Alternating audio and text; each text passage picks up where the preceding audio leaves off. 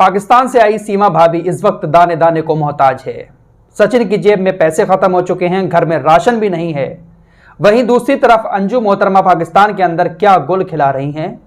आज इन दोनों मोहतरमाओं की कहानी आपके सामने रखेंगे। किस हाल में है इस वक्त ये दोनों मोहतरमाएं।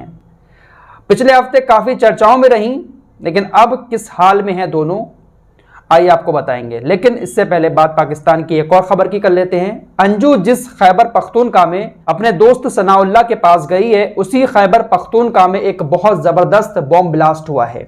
जी हां, पाकिस्तान के खैबर पख्तूनख्वा में बॉम्ब ब्लास्ट हुआ है, जिसमें तकरीबन 35 लोगों के मारे जाने की खबर सामने आई है। 200 लोग अभी इसमें घायल बताए जा रहे हैं। मरने वालों की संख्या और घायलों की संख्या बढ़ सकती है।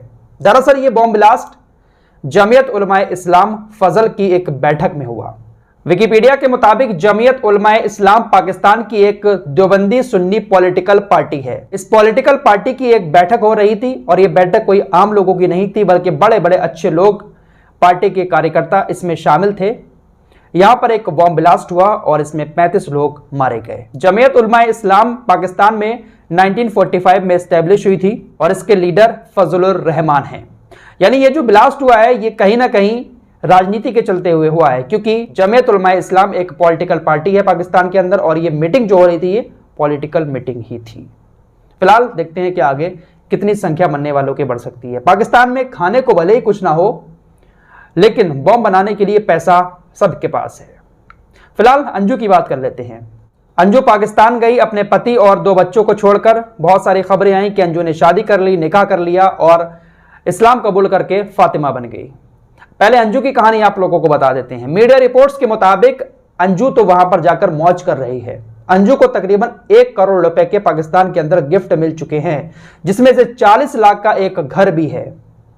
एक बिजनेसमैन जो बिल्डर भी है, उसने अंजू को 40 लाख का घर दिया है। बाकायदा उस बिल्डर का, उस बिजनेसमैन का वीडियो भी सोशल मीडिया पर वायरल है। वो कह रहा है कि हमने इसको घर इसलिए दिया है क्योंकि अंजू ने इस्लाम कबूल किया है।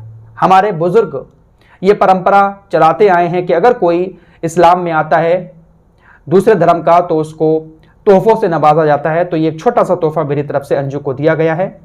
40 लाख का एक घर, बाकी कुछ और इनाम भी दिए गए हैं, चेक भी दिया गया है।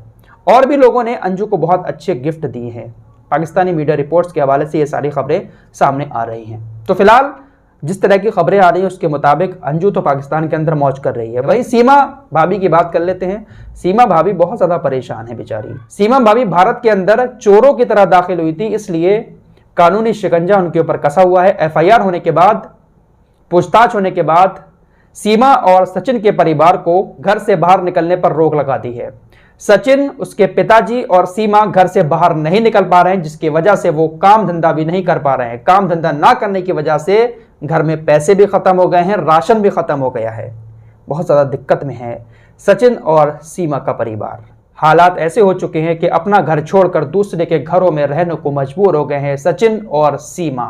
तो सीमा भाभी इस वक्त बहुत ज्यादा परेशान हैं, दाने दाने को मोहताज हैं। वहीं सीमा भाभी का एक इंटरव्यू वायरल हो रहा है, जहां पर उन्होंने अपनी आखिरी इच्छा जताई है कि जब मैं मरूं तो मुझे दफनाया ना जाए बल्कि मुझे जलाया जाए। तो ये आखिरी इच्छा उनकी सामने आई है। ये दोनों मोहतरमाएं हाल ही में काफी वायरल हुई थी, काफी चर्चा में थी, तो इनके हालात इस वक्त के बताना जरूरी था। फिलहाल सीमा हैदर के पास से जो भी चीजें मिली थी, पासपोर्ट वगैरह या उसका पहचान पत्र वहां का, उन सारी चीजों को पाकिस्तान की एम्बेसी को भेज दिया गया है दिल्ली के अंदर। पाकिस्तान की एम्बेसी उन सारी चीजों को वेरीफाई करेगी कि ये पाकिस्तान की नागरिक है या फिर कोई और है। तो जैसा भी पाकिस्तान की एम्बेसी की तरफ से जवाब आता है, उसी के तहत सीमा हैदर के ऊपर कार्रवाई की जाएगी। इस रिपोर्ट में इतना ही। मिलते हैं एक और नए वीडियो के साथ, तब तक के लिए अपना ख्याल रखें।